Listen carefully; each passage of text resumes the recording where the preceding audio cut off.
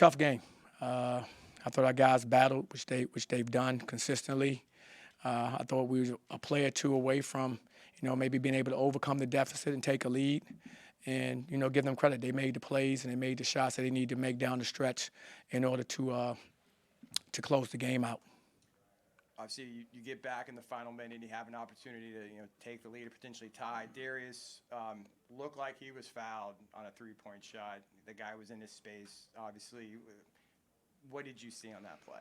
Well, I've played this game for a long time, and I study this game. That's what we do, and I just need an explanation as to what happened, because I thought he did everything he was supposed to do in that moment. It's tough for the young man who did everything he was supposed to do. He got to a spot, he lifted Bandango up the ground, Bandango flies into him, and by rule, I think you're supposed to allow a guy to land, and you're not supposed to have contact on the shooter. So, so I just need an explanation as to what everyone saw, but big play for us. We have a chance to go to the free throw line. We're one of our best free throw shooters. It's a three-point game. He has 3 free throws coming if that's the case, with time in the game to continue to play. Slow starts have been a mark of this team throughout the season, again tonight, first and second half. What do you think leads to that? Well, I think we got to find a way to get easier baskets. I thought tonight to start the game off, we got some good looks. They don't always fall for us, of course, like most teams. But I didn't think our looks were bad early on. I thought we got good looks. We didn't overly turn the ball over. We had under 10 turnovers for the game. We just got to make sure the looks, when we get them, we knock them down and or find easier opportunities. That's why I like to see us get out and run and play in transition, because I know it gives us a chance to get to the basket and maybe get some better opportunities. Back-to-back games now with losses by a single basket. What is your message to the team after games like those? Well, we have to stay together. I mean, Big 12 play is tough. We have a number of games to continue to play, and we have an opportunity to continue to compete and see what our fortune can be at the end of the season. But what we have to do is take it one game at a time. We can't get to a point where, because you've lost one-possession games, that it defeats you. And so we're going to be in those moments some more. What we have to do is we have to change the outcome. You guys got out-rebounded 45-33, and you guys lost by one possession. How much does it hurt? How much does it hurt knowing that you guys could have had a rebound that could have given you guys? Well, we've been traditionally a really good rebounding team, and as of late, we haven't had rebound to the level that we need to. We have a good front line, strong physical front line, and we got our rebound today. I mean, they had 18 offensive rebounds to win by 2. And that's energy, that's effort. We have to do a better job of playing with more force so that guys can't get to that basket, can't get to an area where they can rebound those basketballs and limit them to one shot. What is the message to the team as you go into the final stretch of conference play? That, there are no limits on what we can still do. I mean, everything we want is still right in front of us. We just have to take it one game at a time and start to build. You can't build anything if you don't win one. We have to go out, find a way to compete and win games as we finish out the season and see where we stand to end the conference play. We know it's the Big 12. We know there's a lot of these close games. We've talked a lot about that throughout the season. How does, right now maybe going through a stretch where they're not getting the maybe close game luck or finding that last play, how do you consistently find that last play to get over that hump? We just have to play with more composure. I still think for us, we're in these situations enough where we kind of understand what we're supposed to do. We practice these situations as well. So it's not like these situations are unfamiliar with us. We need to make a play. At that time, players make plays, and we need to make plays, and in position to do that. And that's how you overcome. And that's how we were able to build, win some games early on, because at the end we made those plays. And now we have to get back to making those plays again.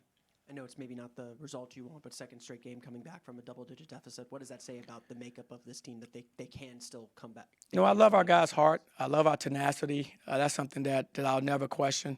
But we can't make this a consistent thing. I mean, you can come back, but I want to overcome. I'm all about winning, and we're all about winning. So there's no moral victories and comebacks to me. So our guys got to understand that, and that's my stance, and that's going to be our team stance. Coach, Darius really struggled to kind of get it going in that first half, trying to find any kind of consistency and rhythm. But he looked like he took an onus to take the team, put him on his shoulders, and really get you guys back in the game late. Can you just talk about his ability to do that late down the stretch? Well, I think what he does comes from a good place. We need guys that want to step up and make those plays, whether it's earlier in the game when we established ourselves or late in the game. And the one thing about him, he's never shied away from that. So that puts you in a position like a coach. When you win or you lose, it's on me. Sometimes as a point guard and a guard, you win or lose, it's on you. And that's the nature of the game. But for him, he never shies away from that position. There's a reason why the ball seems to always end up in his hands. because a lot of times we're running whatever, but it comes back to his hands because they want to make sure that he's the guy that makes that play or takes that look that says what is the confidence that his teammates have in him, and they should because he's not afraid of the moment. Slow starts have been a consistent theme this season. It seems like you guys came out in a different approach and a full court press to try to get out to an early lead. What was the mindset with that? That's exactly what you said. We wanted to kind of change what we've done to try to get off to a better start. So we decided to put one of our different presses in to try to see if we can't get the tempo the way we want and, play the type of game we wanted to play. And I thought at times it was good. I thought we had some defensive lapses early in the game and gave them some easy looks. But by and large, I thought it was the right way to start the game for us. The Bearcats won the battle of the boards tonight, but the particular difference came offensively with Cincinnati getting 18 offensive rebounds while you got 8. What did you see at the glass there as far as Cincinnati's offensive rebounds? Well, we have to do a much better job of putting bodies on guys when shots go up, body for body. Everybody has to get contact with somebody and keep them off the boards. That's where you take ownership of your individual matchup. This game is always who's trying to impose their will on who. I think I've said that before. And so you can't let somebody impose their will on you on that floor. And 18 offensive rebounds just said they were very hungry and they were trying to impose their will. And we have to battle back and not allow that to happen. I know you've said every game is a must-win, but now 3 straight losses. You didn't protect the home court. What has to change to break through on the road? Well, we have to keep believing.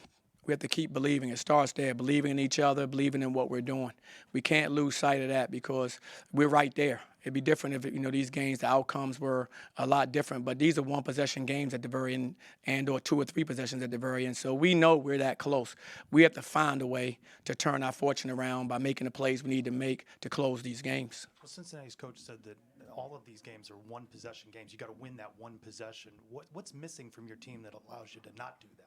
Well, I thought even when we came back, and we had our opportunities, whether, Darius goes in, I still, like I said, would like an explanation for that, because that's one of those possessions that you need where you have a 3-point opportunity to shoot 3 free throws with one of your best free throw shooters. So that's a possession that, you would like back. We battled back a few times and cut it to 1, and maybe we'll miss a free throw, so it stays a 1-point lead where it's not tied or we can take the lead. A turnover, an untimely turnover at the end, out of bounds under on the side, out of bounds under, and we throw the ball away, on a routine inbound play for us where, they made some adjustments and they really, dug in deep defensively and didn't allow Jalen to get the basketball, but then we turn it. We still have a timeout at that point in time. We have to burn our timeout rather than chance a pass in that situation. See, these are those one possessions you're talking about. I think we had a few times where it was up 13, we cut it down to 1 or 2. Up 7, we cut it to 1 or 2. And those one possessions, they become bigger and bigger as the game starts to wind down. Coach, over the course of the past several games, you had a couple of people out for a game or two. How big was it for you to have the full starting 5 back out there, and how big Omar had stepped up there, especially in the front court? Well, it was really good to have all of our guys back. They're still rounding into who they're going to be because they hadn't been with us consistently. But I thought the energy and effort was good. I think it shows some on the boards, though, that they still wasn't who they usually are. 18 offensive rebounds. When you have Ibrahim out there, you have C.J. Walker out there. Those are 2, good rebounding bigs. And we got our rebound tonight. They were able to, like I said, through force, able to get 18 offensive rebounds. And we just can't have that in this league to be successful. You kind of touched on it, that inbounds play from Darius to Jalen. Did kind of get Jalen turned around, or was it miscommunication from Darius to Jalen, or what happened there? A miscommunication. I talked about in the timeout. They were doing a good job of contesting, trying to deny. Of course, Jalen's one of our best scorers, so they're trying to take him out. So, my advice was, you make one hard cut, you don't dance around, and you get out of there, because if you start dancing, then what's going to happen is I'm guessing where you're going to be. And if you're not there, it could be a turnover. It happened. So it wasn't like we had discussed it in timeouts early in the game.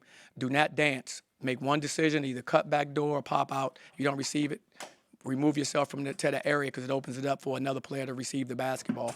And, of course, being the competitor he is, I'm sure he really wanted that ball, because the play was going to be designed for him anyway, whether he got it inbounds, out of bounds under, or what we ran was going to go to him anyway. So if he didn't get the basketball, it would have been okay. We'd have run what we was going to run and give him the ball. So we never got a chance to do that, obviously, because the ball got turned over. Thanks, guys.